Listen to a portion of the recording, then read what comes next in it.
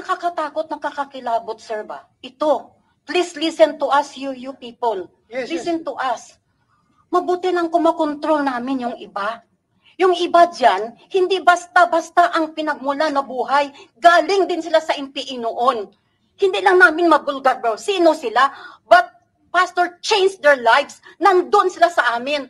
Hanggang kailan namin sila makontrol, sir. General Torre, you want to say something? Thank you very much, Mr. Chair. Go ahead. Mr. Chair, rest assured that the PRO 11 is one with you, one with the community of Davao, especially the members of the Kingdom of Jesus Christ, in their search for justice and peace, Your Honor. But on these matters, on the innocence or guilt of Mr. Kibuloy, his lawyers here and representatives know that the wheels of justice will start only upon his submission to the jurisdiction of the court, to which his 5 other companions had already done last March 2024 by posting bail on the cases that were filed against them, and corresponding warrants were issued. Iba pa ito sa yung sinasabi nyo na at large na 5. Yes, sir. Iba pa yung No, sir. There were 6 of them. Oh. 5 of them, there were 6 of them, and all of them were charged in Davao and in Pasig. In March 2024, a Davao court issued warrants of arrest for 6 of them. 5 of them posted bail, except for Mr. Kibuloy. Until now, his warrant on Davao is still standing. And all of them are also charged in Pasig. The same 6. Same 6 are charged in Pasig. And none of them posted bail because there's no bail recommended for the 6 of them. We have captured one, Pauline Canada, and she is still in the custody of the CIDG. So as I'm saying, Your Honor, the wheels of justice can only start if he submits to the jurisdiction of the court, because everything that we discuss here, saying that whether he is innocent or guilty, are of the moment, because we are not the court that will trace out all those issues. So I would really suggest, Your Honor, that Mr. Kibuloy submit himself to the jurisdiction of the court, because sooner or later the long arm of the law will catch up with him, just like what happened to Pauline Canada. She did not surrender. We hunted her down, looked for her, and we arrested her and brought her to the judge who ordered her arrest. And until now, she is still in our custody, in CIDG in particular. So I would suggest that Mr. Kibuloy, to end all of this and spare all his followers and believers of all these things, of this, they perceived harassment, which are actually not harassment, but are just part and parcel of the implementation of the warrant of arrest against him. So I would suggest, Mr. Chair, if it's possible, to call for Mr. Kibuloy to surrender to the jurisdiction of the court, of Pasig Regional Trial Court, because until then he's just a fugitive of the law, fleeing, hiding behind his members and followers, and whom we in Region 11 will continue to pursue and look for him, to arrest him and bring him to the jurisdiction of the court, whether he like it or not. We don't like this, but this is ordered by the court, and it is our duty, Mr. Chair. Thank you very much, sir. Sir, quick Thank you. repartation. Thank you, General Torre. Yes, go ahead.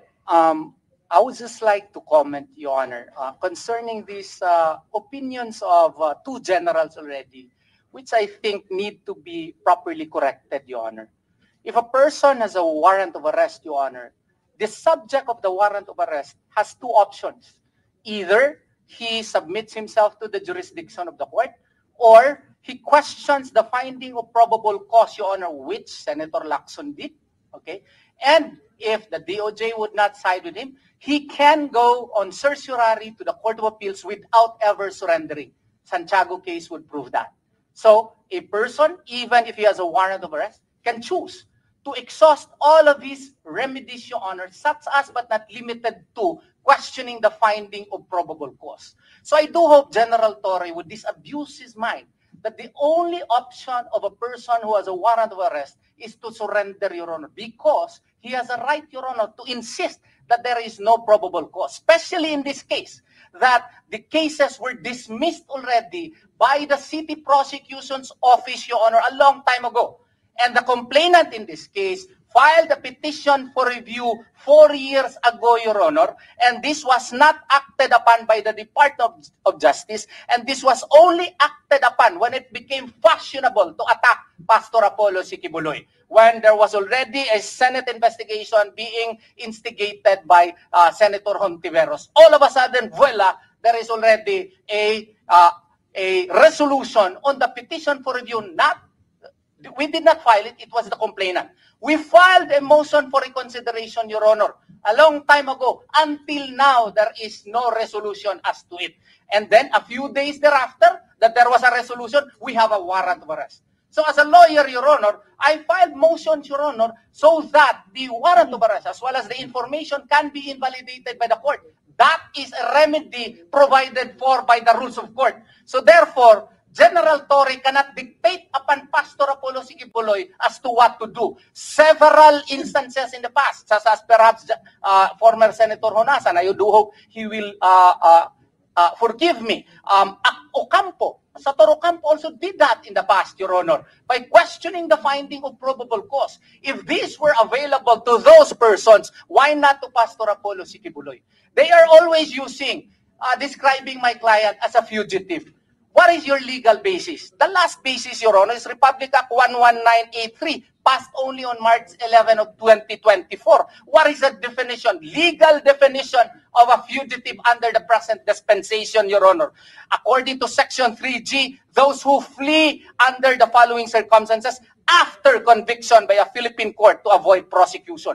That is our prevailing law. So therefore, for the police authorities to always say that my client is a fugitive, excuse me, under what legal basis? Even if you use, Your Honor, U.S. court decision and even Black's law definition, Your Honor, it provides a fugitive from justice is a person who, having committed a crime, flees from the jurisdiction of the court where the crime was committed or departs from his usual place of abode and conceal himself within the district. That is Black's law definition. If we will use likewise Supreme Court decision Rodriguez versus Comelec, Labao versus Comelec, it includes those who after conviction flees to avoid punishment, but also those who after being accused flee to avoid prosecution. So we are still questioning the after being accused. So for the PNP to always claim that my client is a fugitive, under what legal basis? Can you please cite to us? Just because he has a warrant of arrest? And can you rightfully say that he has knowledge of that warrant of arrest? Did you present evidence? In Labao versus Comelec, Your Honor, the Supreme Court, he was a candidate for mayor. There was even a warrant of arrest. And they even tried to arrest him in a church, Your Honor. Yet the Supreme Court did not consider him as a fugitive from justice. What would be the basis of the PNP? Require Pastor Apollo Sikibuloy to surrender and require us to surrender him? What right do I have to require my client? I'm just a lawyer, Your Honor, a glorified agent of my client. I cannot tell my client to surrender. That is not within my power. If I do that, I might be disbarred, Your Honor. So I do hope and pray that the PNP should likewise perhaps do more research in accusing certain persons as a fugitive or that require the lawyer to surrender him or his members. We do not have that power. An accused has the right to also insist to avail all of his remedies provided for under the rules of court. And Pastor Apollo Sikibuloy is precisely doing that. Thank you. We get your point loud and clear, Attorney. But I think you will still agree with me when I say that as long as a person is covered with a live warrant of arrest, hindi mo rin siguro mabiblame ang pulis kung talagang Yes, Your Honor. talagang We agree with i-implement. that. Trabaho talaga ng pulis yan. No quarrel with that, Your Honor. No quarrel with that. Ako, I've been a policeman. Pagka-problema ako kung hindi ko i-implement yung warrant of arrest na yan. So sana, along that line din, tingnan rin nyo yung pulis na trabaho nila yan. As long as they're doing their job properly, regularly, legally, sana intindihin rin natin. Yes, Your Honor. Yun lang rin sa akin, ha? I want to be neutral here on both sides. Mahal ko kayo, mga kababayan ko kayo from Davao City. Itong pulis rin, alam ko rin yung sitwasyon nila pagdating sa ganyan trabaho nila. Dumaan ako dyan eh. Yung hirap na hirap ka. You are under orders, merong warrant talaga, isi-serve mo, kahit kaibigan mo, wala kang magawa. Kahit kapatid mo yan, kahit tatay mo yan, kung may warrant, you have to serve that talaga. But yung point mo about fugitive, I agree with you. Alam ko, you've got the points. Alam kong tama yung sinabi mo. Yes, Your Honor. Wala kaming away po na may warrant si Pastor. We are contesting that. But when the police would try to implement the same, they should follow Rule 113, Section 11. Klaro Correct, po, correct. Your Honor. They Yun should. lang po They sa amin. should. Oo. Yeah, wala no question about that. Yes, Gawin Your Honor. talaga nila properly according to the law. Yes, Your Honor. Yun lang po ang sa amin. Na yung rules of procedure, rules of engagement should be strictly followed sana. Yun lang po ang hiling po namin na hindi naman po ginagawa. Okay. Thank you, Attorney. Any more from your side? May sasabihin. Go ahead, ma'am. Mr. Chair, si Pauline Canada nakuha nila after naglabas ng bounty si LG Abalos. At ang nakapatong sa ulo ni Pastor is 10 million. Higit pa sa mga heinous crime na yung mga kriminal dito sa bansa. Yung mga nag-murder ng ilang tao, tag 1.3 million ang nasa ulo, pero kay Pastor 10 million. At sinabi pa ni DILG Secretary na yung funds galing sa mga private nila na kaibigan. So, on the part of KOJC, hindi nga nila nakuha si Pastor, hindi nga sinasabi nga, surrender si Pastor, naglabas ng bounty. Tapos galing sa mga private citizen, private na mga tao, mga businessman, hindi namin alam kung may mga galit din ba sila kay Pastor. Kasi kapag naglagay ka na ng bounty na 10 million, higit pa sa pinakamasamang kriminal dito sa Pilipinas, that is tantamount already to shoot to kill. Kasi may bounty na sa ulo. Tapos yung lahat ng mga akusado na kasama ni Pastor, tagwa 1 million. Pwede bang malaman namin, maimbestigahan din ito, kung sino-sino itong mga tao at tama ba yon? Nasa batas ba yon? Na yung public servant o public office, kagaya ni DILG Secretary Abalos, ay tatanggap ng pera na ganun ang halaga, na 10 million para ipatong, para hanapin si Pastor. Kunyari daw kasi gusto rin nila na mahuli si Pastor. So, sino-sino itong mga private person? Pwede ba malaman din ng KOJC side? At saka isa pa, hindi lang natapos doon sa magpatong sila ng bounty na 10 million na si Pastor ng pinakamasamang kriminal dito sa Pilipinas. Nag-post pa sila ng mga wanted na posters, mga tarpaulin sa city. Utos daw yon ni General Torre. Kasi nga ilagay yung mga mukha nila. Pero bakit yung mga nakakumit na mga heinous crime, mga terorista, nakatakip at nakablur yung mga mukha? Bakit yung mga KOJC na mga, si Pastor, KOJC administrators, hindi? Diba human rights violation yon? Tapos, eto pa, si General Torre, andito naman nakikinig, sir siya ang nag-utos na maglagay ng wanted sa tapat ng aming compound. Harap mismo ng KJC compound. Kasi nandun kami nakabantay. Diba blatant abuse yan ng religious feelings namin. Biro mo si Pastor, lagyan nila ng wanted sa tapat namin, doon ipapaskil.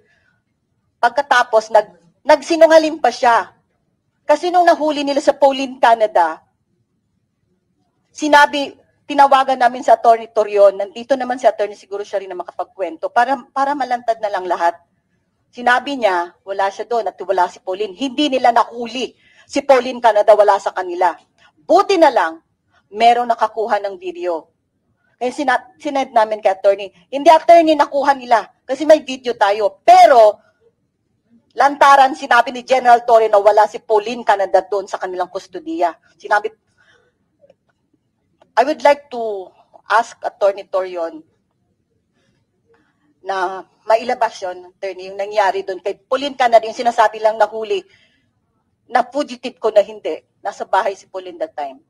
Pero after noon, na naglagay na ng patong na 10 million pesos kay Pastor at 1 million sa bawat isa sa kanila.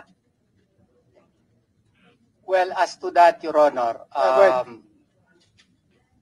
when I heard about the news that Pauline Canada was already arrested, the first action that I did was to text the good General Torre, Your Honor, in his number, which he used in also contacting me, Your Honor, 0917-549-3972.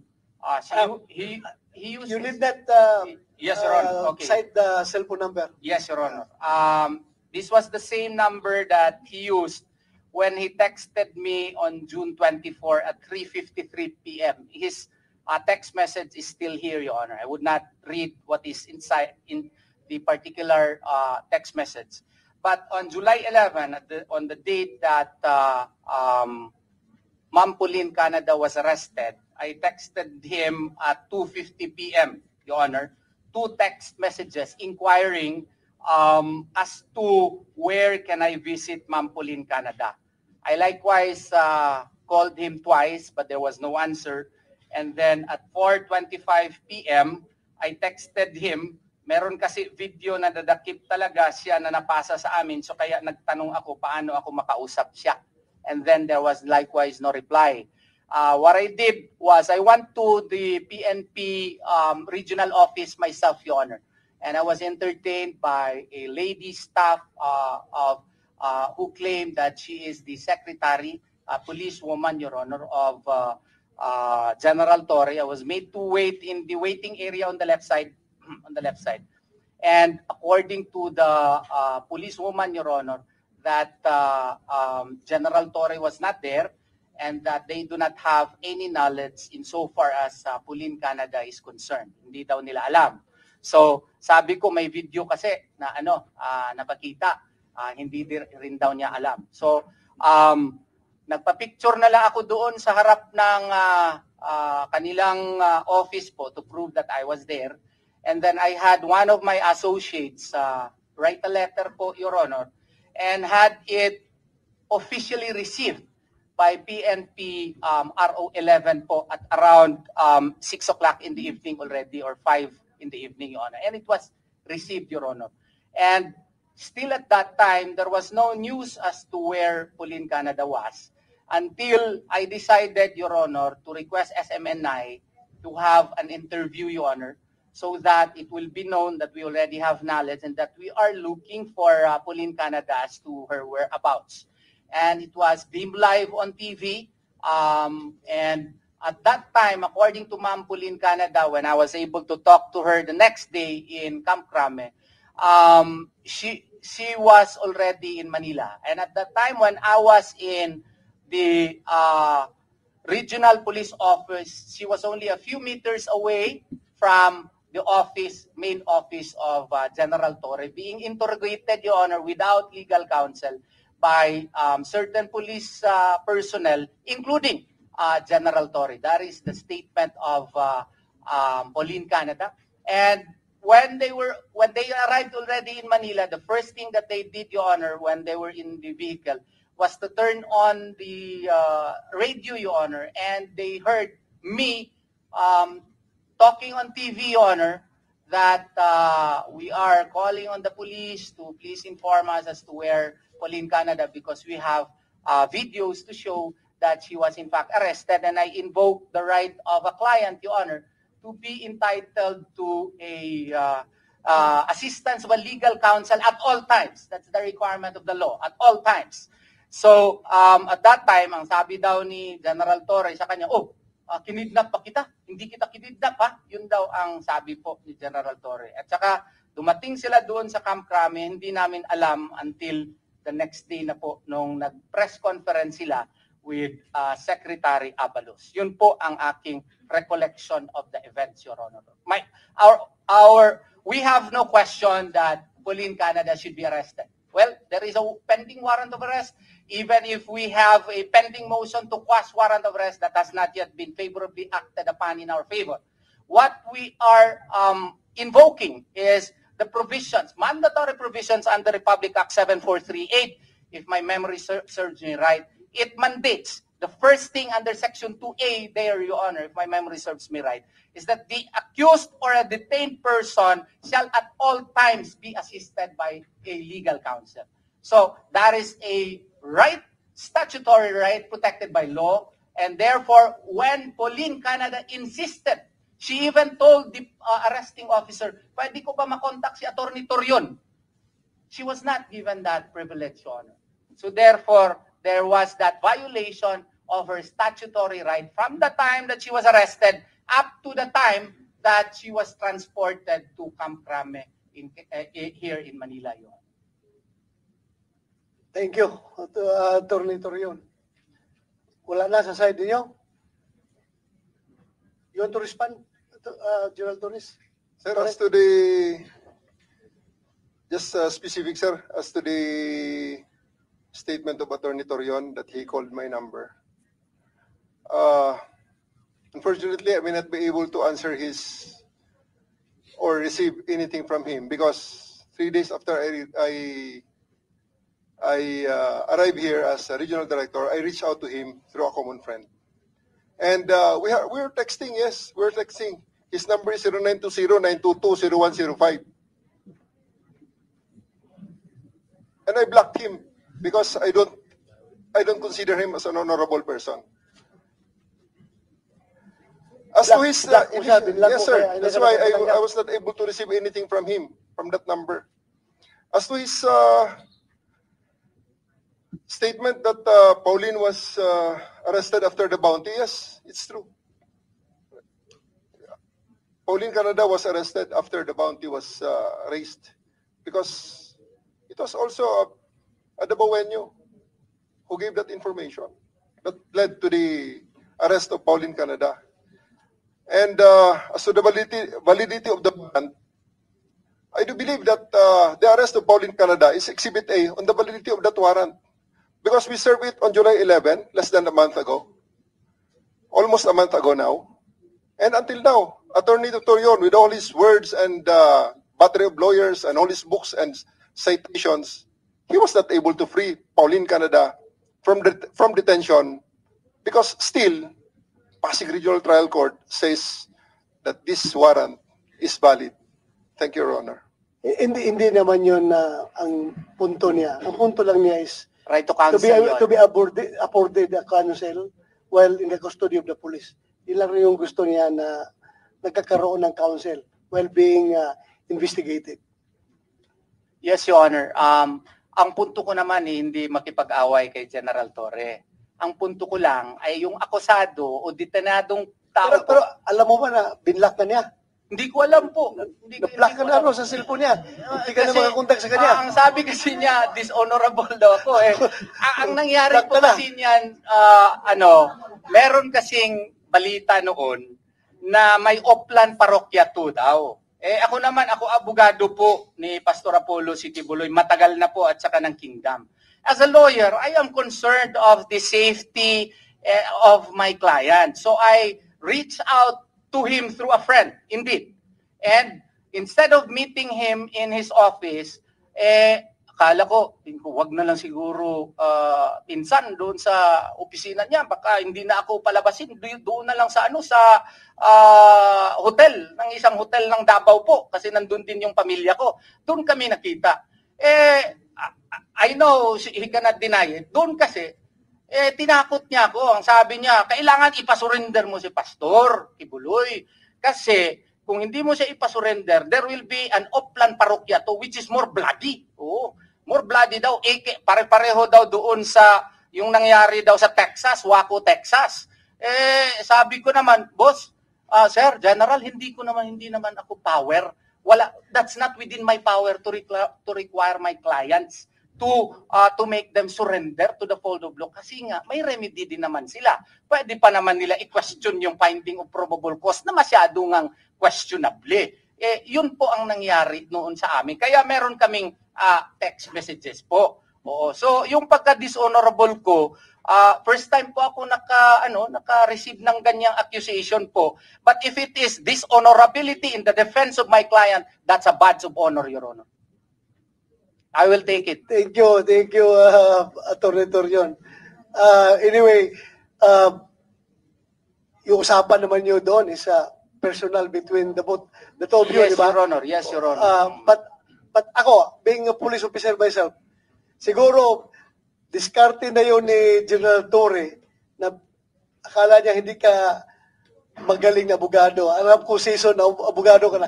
Diskarte rin niya kasi season na police din ito. Sinaiwar ka lang niya na baka mamaya bibigay ka sa kanya. Waco, Texas ang sinasayad sa iyo na example. Baka bibigay ka at kausapin mo si Pastor Kibuloy. Kung may kontak ka sa kanya na ipasurinder mo. Diskarte niya yun. Ako, I just aking opinion. Alam ko po Mr. po Chair. yun, Mr. Chair, kasi kaya nga ito kasing mukha ko masyadong bata. Kaya siguro akala niya na kahapon na ako po Mr. nag-graduate, kaya siguro nasabi niya yun. Maalala ko, dali at Yes, sir. Yes, sir. General Torre, maalala ko pa noon nung andun tayo, kasama tayo doon sa nag-serve ng kuwan doon sa Malalag yun. Malalag, yung mga nag-occupy ng mga banana plantation doon, na puro armed na mga pulahan. Pagpasok namin doon, bakbakan kami doon, kipagbarilan. Ikaw, nasa gilid kita, dapa ka rin ang dapa doon, baka hindi ka tamaan sa bala, pero grabing gira noon, daming patay noon. Yes, Your Honor. That's how seasoned lawyer you are. Alam ko. But anyway, General Torre, Mr. Chair, if you will permit me, Mr. Chair, I'm giving authority to Attorney Torion to read our exchange of text messages, sir. Dalawa lang naman yun. He can read it to the plenary and tell what he did to my last text message. Thank you. but, this committee is not interested in knowing your personal correspondence between the two of you. Sa inyo na lang yan. Hindi ako interesado.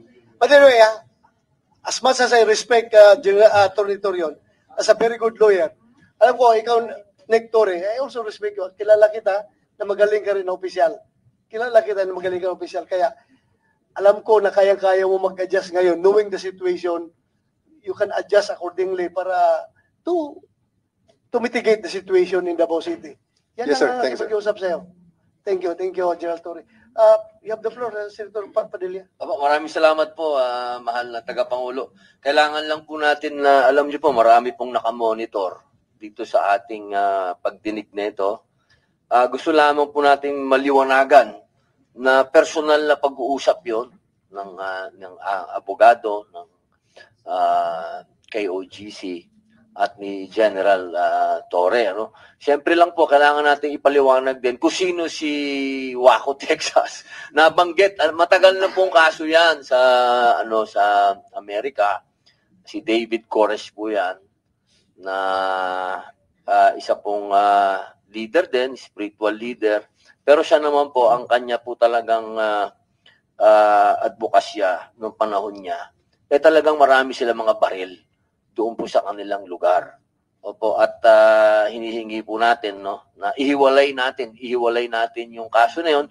Usapan lang po nila yon, pero hindi po natin yun ebidensya dito. Usapan lang po yon, mga mahal nating kababayan, pag-uusap po ng dalawang tao na para po sa akin, nagne-negotiate sila. Negotiation po yon para hindi magkaroon ng kahit anong tinatawag natin na karahasan. Kung nabanggit naman po yung Waco, Texas, wag po natin yan isama dito dahil malayo po yung Waco, Texas na yan dito. Maraming salamat po, mahal na Pangulo. Thank you, Your Honor, Senator Padilla.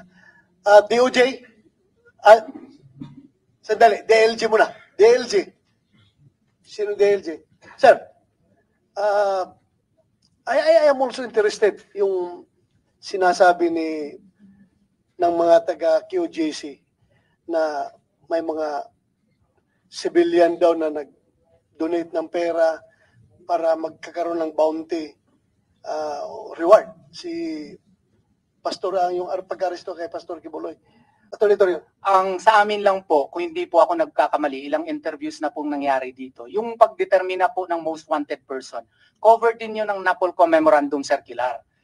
Nasabi ko na yan, NAPOLCO Memorandum Circular number 2019-063 as amended by NAPOLCO Memorandum Circular 22-028. May mga parameters po under the 2022 parameters po. Kailangan na i-consider ng Committee on Wanted Persons. May Committee on Wanted Persons po, hindi po isang tao lang ang magdetermina na itong tao na ito ay most wanted person or top 10 most wanted person. Sa kanila mismong memorandum circular, may mga parameters. Number 1, gravity of the crime committed, whether or not the crime is heinous, whether or not the crime is sensational, there are at least 2 victims. Second, notoriety of the accused. Hindi rin mag-fall dito si Pastor Apollo Sikibuloy kasi one of the requirements is that the accused is a habitual delinquent or recidivist. First kaso naman ito, first warrant naman ito ni Pastor Apollo Sikibuloy. How can he be considered as a habitual delinquent? Third, the position of the accused in the crime organization or syndicate. Si Pastor po ay pastor, hindi po siya nag-lead ng sindikato or crime organization. Fourth, his crime group scope of operation and impact to security, peace and order in the area. Ang ganda po ng impact po ni Pastor Apollo Sikibuloy sa society. May Children's Joy Foundation, he has been awarded many awards by different awarding bodies. So, dito po sa Memorandum Circular number 22-038 ng NAPOLCO mismo, hindi siya mag-comply na makonsider kasi nga wala doon sa parameters. And then in addition, yung pag-announce kasi ni Secretary Abalos na tumanggap daw siya ng pera from private persons, halos po ako mahulog sa bangko. Kasi if you will read Republic Act 6713, Section 7D, klaro po, sak na swak. Para hindi po ako magkamali, basahin ko na po. No? Ang sabi po dito, solicitation or acceptance of gifts. Public officials and employees shall not solicit or accept directly or indirectly any gift, gratuity, favor, entertainment, loan, or anything of monetary value from any person in the course of their official duties or in connection with any operation being regulated by or any transaction which may be affected by the functions of their office. Question, legal question. Can the DILG secretary do that? Of course not. Why? Because he is a public official and he is not supposed to solicit or accept anything of monetary value. Yung pera, monetary value po yun. From any person in the course of their official duty. What is his duty? He has supervision over the PNP. Can the PNP secretary now accept money? Paano kung ang pera na yan galing sa sindikato? O yung pera na yan galing sa isang tao na gusto siya tulungan para mag-isang senador at saka meron itong tao na ito, mga transaksyon sa DILG, mga kontrata for instance. And that is the reason why Republic Act 6713 is very strict on the matter. There are even Supreme Court decisions which mandate public officials to remember always that public office is a public trust. Even if you trust a certain person, ito daw MC, ewan ko lang kung sino yung MC na yan, na allegedly nagbigay daw kung sino yan siya. Baka itong tao na ito very controversial. Baka naman ito may mga past questionable acts. Ang ginawang dahil sa ginawa na ito, naging parang shoot to kill na. Invitation to everyone to kill my client, and that is a gross violation of the law. Kung tingnan mo yung pinaka-latest nila na mga most wanted person, number 1 po si Sahiron. Convicted siya for various terroristic acts, kidnapping, murder, etc. Convicted na po, 7.5 million lang.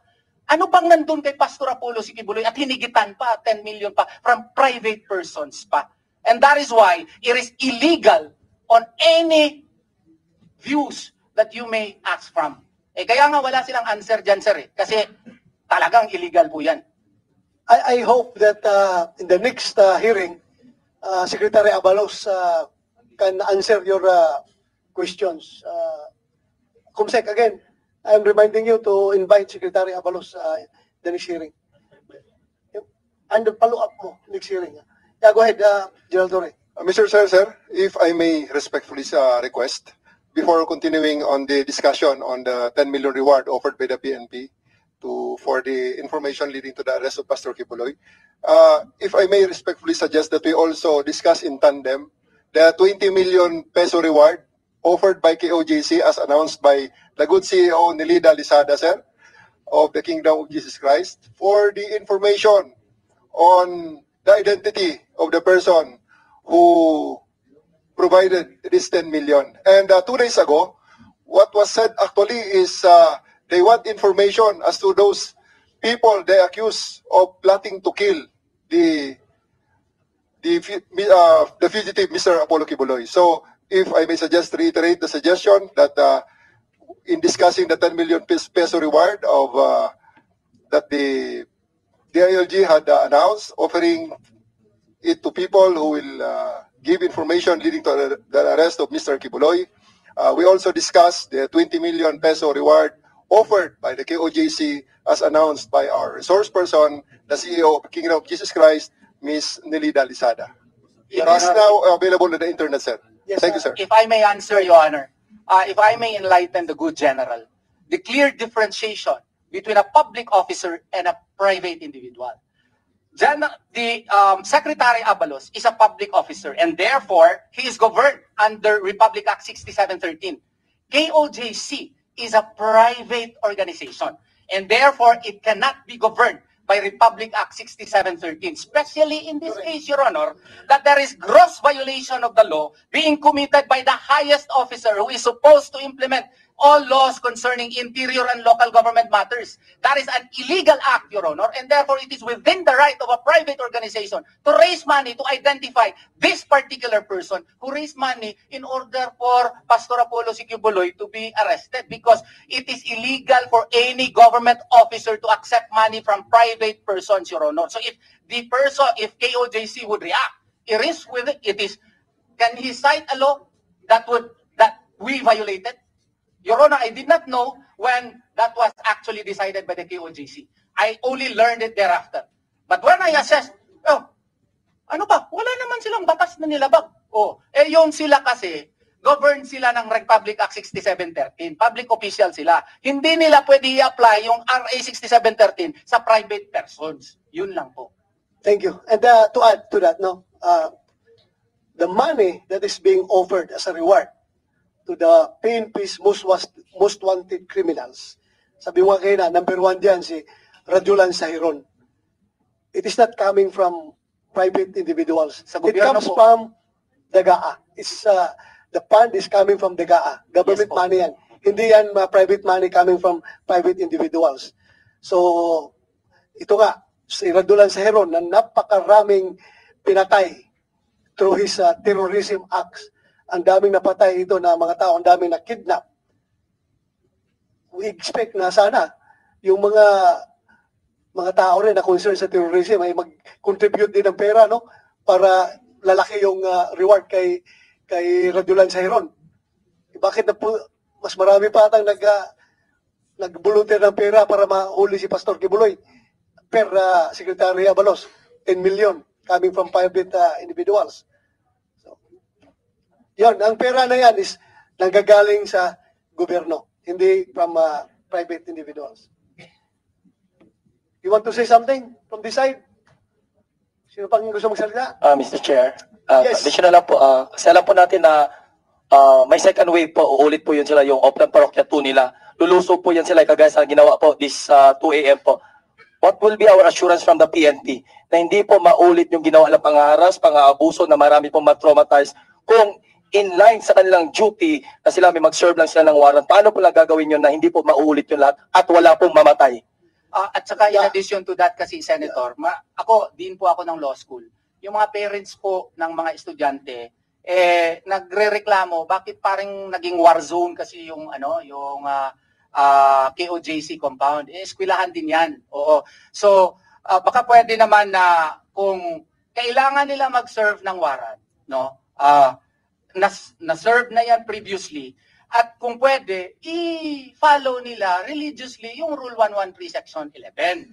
Na kung nandun na sila doon, kasi imposible naman kung nandun talaga si pastor, may casing naman sila, alam naman nila meron naman sila mga tao nandun sa gilid, nandun sa ilan yung tao nandun So, imposible kung nandun nga si pastor na makalabas. Oo. So, kung kinakailangan nila mag-serve, please naman, follow the procedure of the law, the PNP operational guidelines na nakasaad po sa kanila mismo mga memorandum circular kung kinakailangan talaga na mag-serve sila ng warrant. I think thank you for that reminder again. Again, this chairman, the chairman of this committee is advising the PNP to always follow the rule of law. Observe the police operational procedure in relation to the rules of court. Ayusin natin yan. As I've said, hindi natin pwedeng i-alienate forever ang PNP sa community. But we are not hindering you from serving the warrant of arrest. Kung alam niyo andyan, basta sundin lang ninyo yung nakasaad sa batas. Yun lang ang akin. At saka yung, paano ba, yung mga nag-aaral doon, hindi nyo inalisan ng polis, may polis palagi doon, 24/7. Hindi na ako nakakauwi ng Davao eh. Please enlighten me. Anong sitwasyon doon sa QJC? Sir, I believe Minan ba ninyo ang security? Kayo na nagwardya? Paano? Sir, there's no policeman in front of KOJC na Right now, sir, kami sir ay nasa kabila ng road. Sa roadside nila sir. Pwede naman natin sir tingnan ang live shot sir, eh. May live shot yan Oo sila. nga, eh. pero Sir, ako. Intimidating pa rin sa mga parents yun na parang warso nitong school ng aking mga anak. What we have there, Intimidating sir. pa rin yun sa kanila. Yes sir. Oh, Sir, what we have there sir are KOJC buses, trucks, fire truck, backhoe, that they placed in front of their gate. In anticipation, as a defense, they're anticipating that the police will come. So right now, sir, they are the ones who are blocking their own gate. It is not ours. They're the ones who are doing that, sir, not us. And they're the ones who had a lot of illegally parked vehicles on the highway, which until now we're just tolerating to some extent, just to pakisama na lang, sir.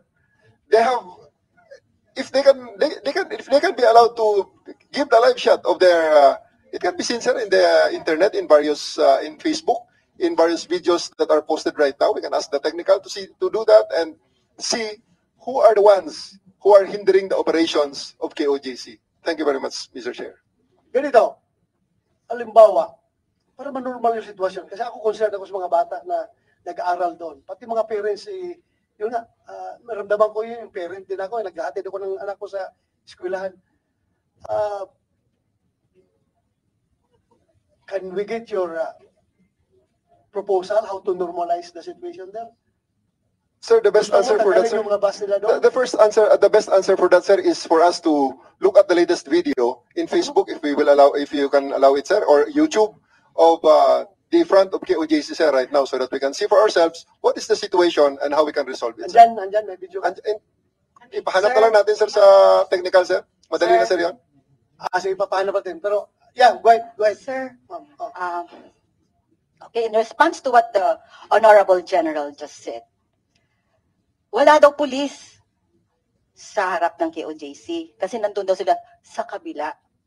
Harap pa rin. Harap pa rin. Harap pa Ano ba rin yung ng harap? gate yun. Baka hindi nila alam yung harap, di nga nila alam yung fugitive. Harap pa. Sir, harap. Tapos, sir, sana huwag na lang tayo magsinungaling. Huwag niya na dagdagan. Pwede ba? For once naman. Because your lie is leading to another lie. Sir, ayaw na namin kasi po, Ano? ayaw na namin sana makinig pa ng mga kasinungalingan. No? Tama na. Kasi isa lang yung bansa natin. Inaayos natin to. Nakafocus lahat sa KOJC. Tapos sabihin ni General Torre na walang pulis sa tapat.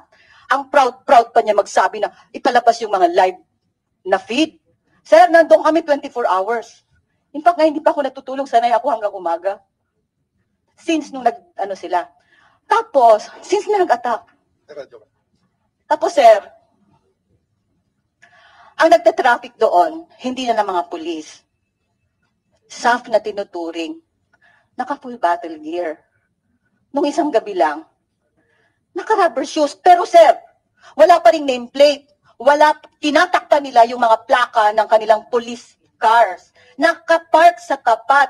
Anong mafe-feel namin? Yung mga cars nila, walang plaka. Pagkausapin namin yung sinabi nyo na maayos. Sir, tatanggapin namin pag maayos yung pag-present nila na, excuse me, police kami, police visibility lang, compliance lang. Walang problema. Pero sir, hindi sila nagsasalita. Nandun sila sa dilim. Pagkausapin namin, hindi sila nagsasalita. Hindi sumasagot. Iwas ng iwas. Pero ang laki ng mga baril, anong ma-feel namin? Tapos, eto pa, may private cars pa. Hindi lang police patrol, private cars ang ginagamit nyo. Nakaabang kami, sir. Nasa tapat ako, nagbagwardya kami lahat. From 1 o'clock, 1:30 in the morning, I was already there in the highway. Buong araw talaga yan, sir. Hanggang 10, nagsalita na ako sa highway. Kasi pumapasok na yung mga estudyante. In fact, ang enrollment ng JNCFI, nabawasan. Nagsabi ng parents na, ma'am, hindi na lang muna kami mag-enroll dito. Mag-enroll na lang kami pag normal na yung normal na yung sitwasyon dito kasi mukhang garrison na talaga kami. Yung sinasabi ni General Torre na may mga bus, may mga backhoe, may mga fire truck sa tapat namin, amin yung property. Nilagay namin yun doon to deter their second wave of attack kasi mag-attack talaga sila. Kaninang madaling araw, nag-attack na sila sa isang compound na naman namin. Our policemen were there. Ginising na naman na yung mga farmers namin na nakatutok ang baril sa kanilang mga ano. Oh, pwede ba tumigil na yung mga kasinungalingan ninyo? Huwag yung sabihin ko lang pulis at Please, tapat. tone down. Sorry, Tone down your voice. pero puno na Tone kami, down your sir, voice. ha? Pasensya. Please tone Pero down kasi your they're voice. always lying. They're lying to their teeth. My God, your officers, mga sinungaling Sige, talaga sila. anyway, Sir, sige, pakita na lang namin. Pero yun lang sinabi ko. Nag-taxi. Sir, pwede ba mag-taxi yung pulis na ang laki-laki ng armas? Taxi, tapos yung private na property sa tapat namin. Sir, doon sila pumapasok. Meron kasi kaming katapat. Sir, nakaabang kami, ha? Nandun sila, doon sila pumapasok kasi nakipag-CR daw. Ginagawa ba nilang kampo yun? Pwede rin ba na imbestigaran yun, sir? Kasi wala, pinapalibutan nila kami. okay, Nick, ganito. Eskwelahan yan eh, may mga bata. Pwede bang tanggalin mo na lang yung police doon? At kung may information kayo na matanggap na nandoon si Pastor Kibuloy, you can serve your warrant anytime. Pero yung ganun na intimidating sa mga estudyante na papasok doon, na nandoon kayo palagi. Ako, I am not, hindi ako nakialam sa trabaho. Yes, sir. Yes, sir. Pero bilang isang mamamayan ng Davao na parang naramdaman ko na, according to what they say, na parang garrison na yung kanilang compound, ng daming police doon sa harapan, tapos hindi na normal yung mga pag-aaral sa mga bata, baka pwede natin pagbigyan yung eskwelahan na makapag-operate normally. At kung may informasyon kayo na nandun si Pastor Kibuloy, you can serve your warrant anytime. Ganun na lang siguro, baka pwede yung gawin yan.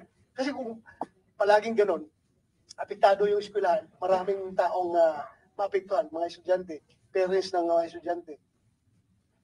Mr. Chair, looking beyond the hysterics, it is admitted by the resource person, Ms. Cardona, that our policemen at night, they're looking for them in dark places. Kasi sir, nagtatago talaga ang mga police ko, sir. Pinatatago ko, sir, sa highway para hindi, precisely for that reason, for them not to alarm people.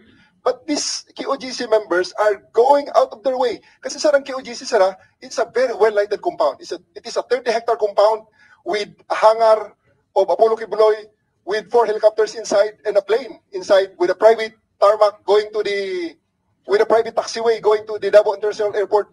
Ganun ka-elegante yun, sir. And a 7 billion dome, seating 77,000, with a capacity of 77,000. That's KOGC compound, sir. Ganun kaliwanag yun, sir. That's why, there's really no reason for us to display ourselves there. Napakarami nila dun, sir. So malayo lang ang police ko because we have information on the possible escape vehicle of Mr. Kibuloy. And when that vehicle comes out, it will be checked away from the KOGC, sir. We will not check it in front of KOGC because we will really fail because he has 3,000 people in there.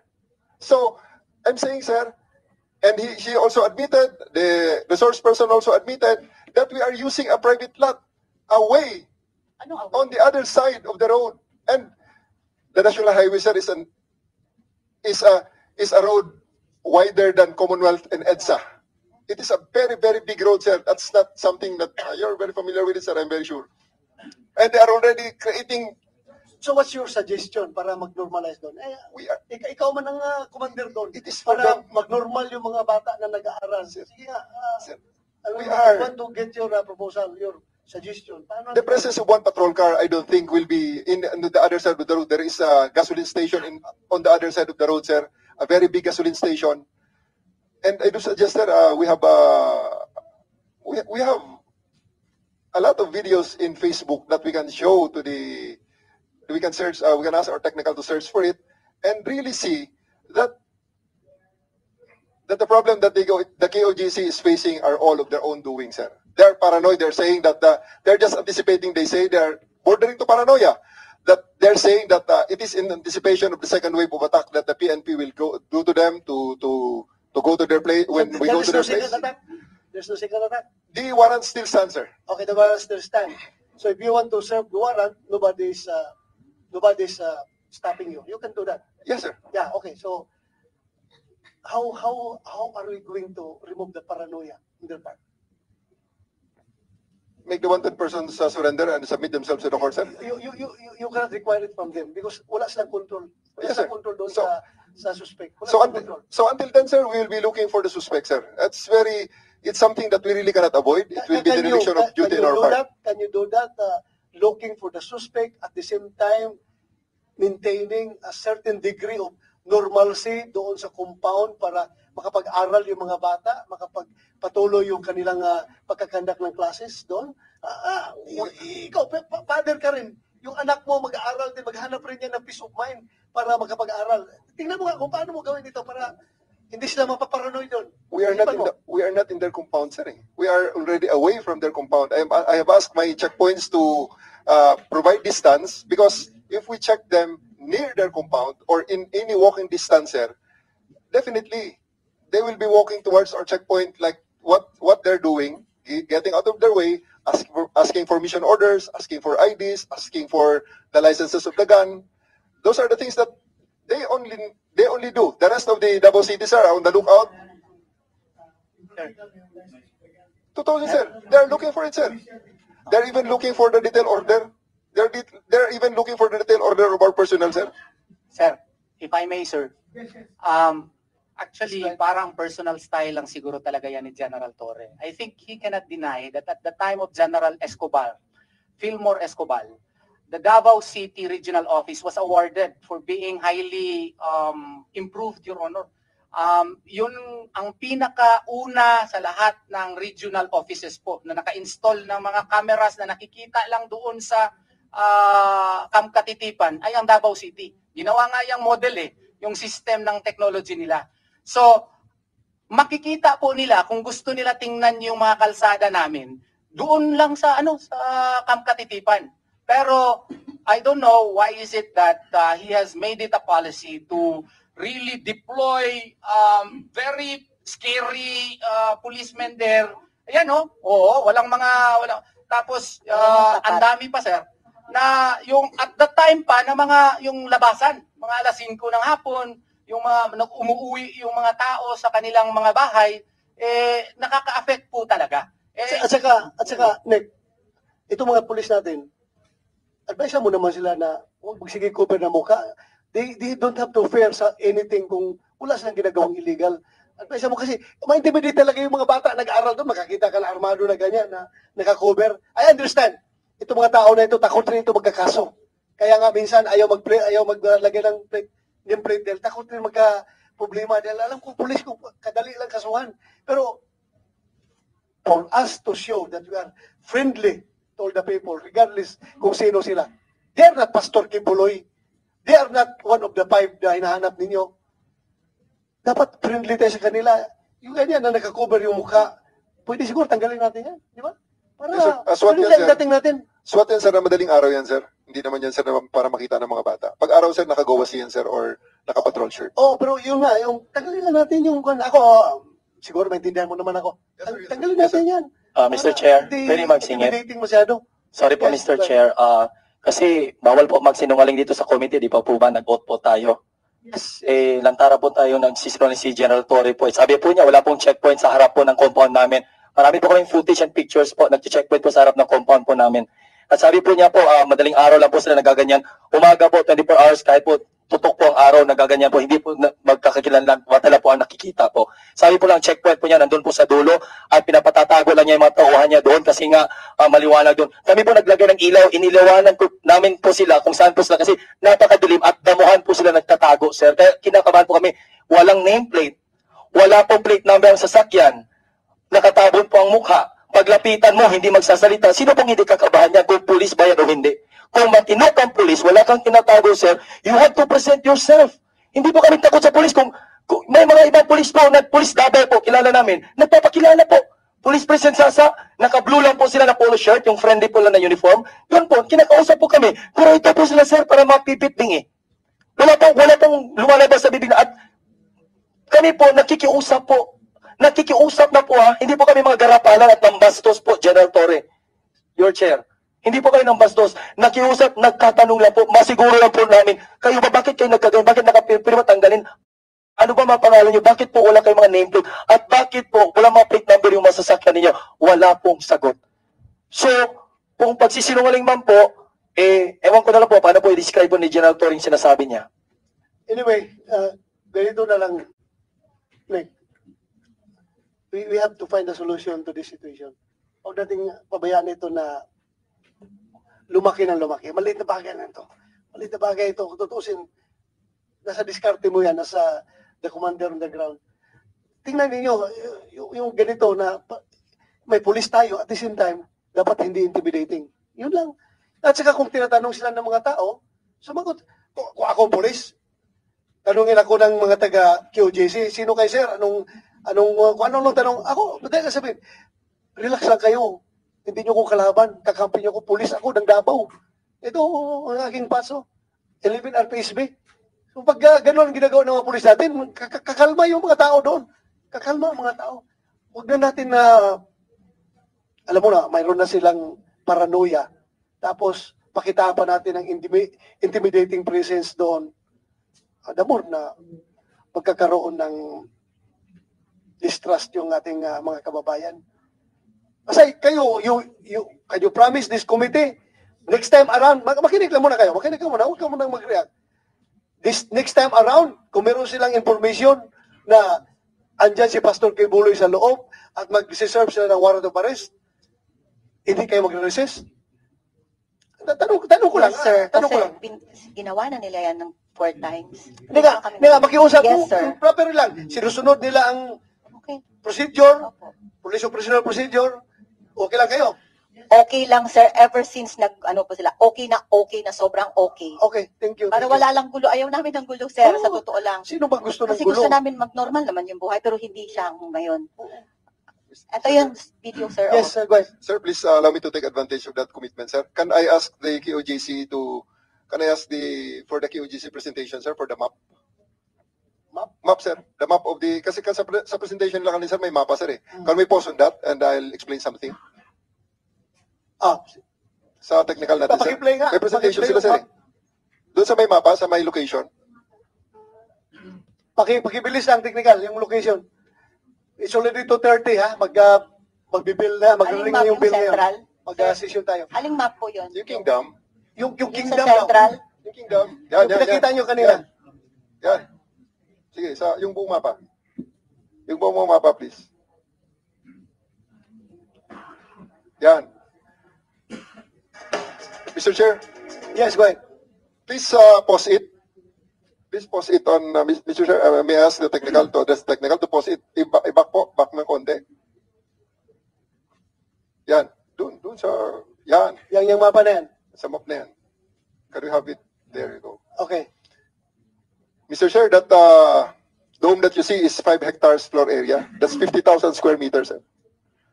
Will they allow us to search all of it and the other adjacent 41 other structures inside the compound? Will they help us? Excuse me, Mr. Chair, ginawa na nila yan nung June 10. Kahit wala silang search warrant, kasi tumawag na po si PRRD para lang talaga ma-pacify yung event doon, we allowed them. We allowed them to go to Bible school, lahat yun. Mr. Chair? Then, dyan sa Kingdom, sa hangar, pati sa school. Sa school mismo, graduation pa naman yan. Inalaw, may mga body cam sila, si IDG, dapat ilan lang. Ang dami po nila. Sa hangar pati. So, lahat po yon ng lugar, inalaw po namin sila. Kahit wala po silang search warrant, pinayagan po namin sila kasi ayaw rin talaga namin ng gulo. Okay. At saka, libre naman po silang Thank you. pumasok. Mr. Chair, Yes. the June 10, may I ask may we ask the resource person how many policemen they allowed in on June 10 and how long did they allow for the search? Because Mr. Chair, this is a hide and seek on a 30-hectare property with one of the biggest structures, a 5-hectare dome, with 4 elevator shafts, underground tunnels, underground parking, movable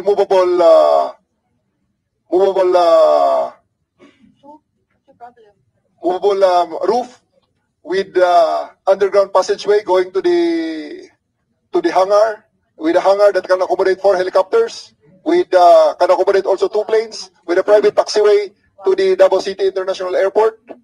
That's how big is it is, Mr. Chair. And I do believe if they will only allow us, I'll bring in maybe 1,500 people to stay there for a month to search for Mr. Kibuloy there if he doesn't want to surrender, because Wow. it could be a challenge. We can reverse it, Mr. Chair. We ask 1 policeman or 5 policemen to hide in there, and they look for that policeman in how many hours? How many people do they need in a 300,000 square meter property, and including that dome that is 50,000 square meter floor area, that is 200 meters wide, sir. So it can seat 77,000 people with its own power, own water system, own waste disposal management system, and the other, and not mentioning the school, which is a very, very big school, and the other buildings. Yung July 10 na, June 10 po. June 10 na ginawa ninyo, na-search ba nyo lahat? No, sir. No. No, sir. It was a very limited thing, and Mr. Chair, if we can go to YouTube, if you will allow us, search Secret Doors in YouTube, and we really cannot dismiss that possibility that there will be things like that inside that compound. Therefore, we really need to search it thoroughly, and it cannot be done in 1 day, 1 week, 1 month. I don't think that we can do it with 1,000 people, sir. Wow. We really need more time, and to save us all from all these heartaches, I really would like to suggest again for Mr. Kibuloy to just submit himself to the jurisdiction of the court together with his co-accused, because his other co-accused had already done so last March 2024. They have already submitted themselves to the court, and now Pauline Canada is also in the jurisdiction of the court now. So save us from the heartache. Let us all just respect the process that is enshrined in our Constitution, the legal process that says a judge ordering their arrest. So therefore, with Attorney Torion defending him and others, I believe that he will get the justice that he deserves. Thank you very much, Mr. Chair. Thank you, General Torre.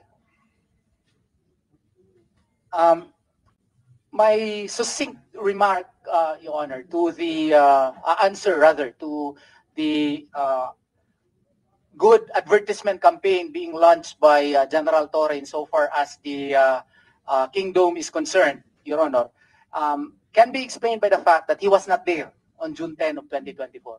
He was not yet the regional director. It was still Regional Director Martinez during that time. So he was not personally present when the policemen, more than 200, I think, Your Honor, were in the compound, and they were scattered everywhere. And there was a leading search persons. And when I arrived, Your Honor, it was already in the hangar.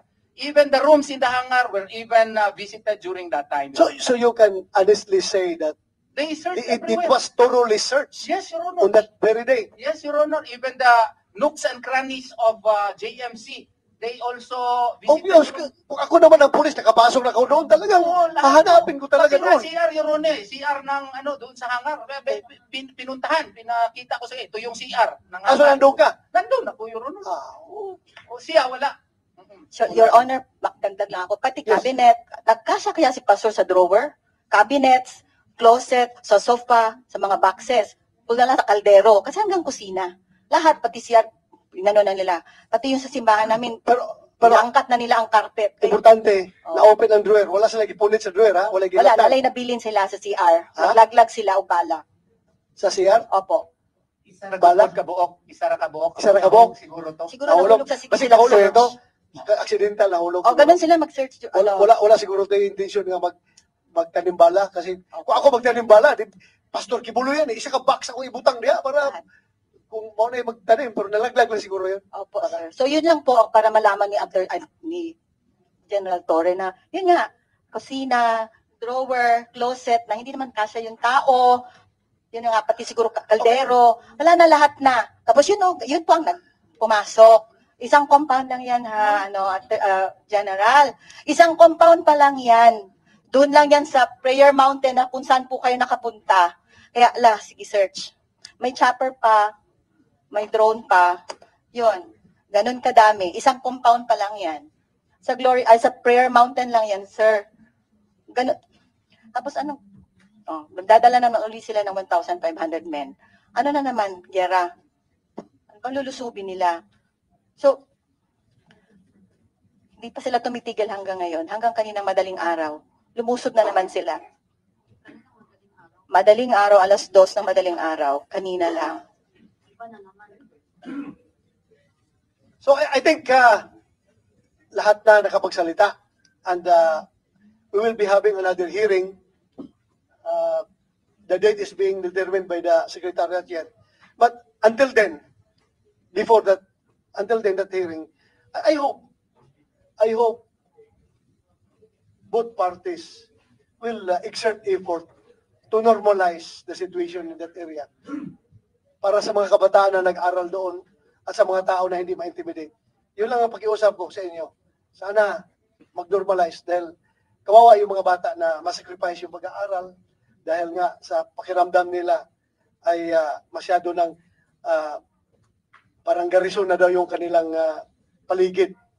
So siguro, General Torre, you can make some adjustments. You can make some adjustments para hindi masakripisyo yung mga pag-aaral ng mga bata. So far. Anyway, And Mr. Chairman, yes, to add go ahead. more, to add more. Yeah. Because there are dormitories facing the airport.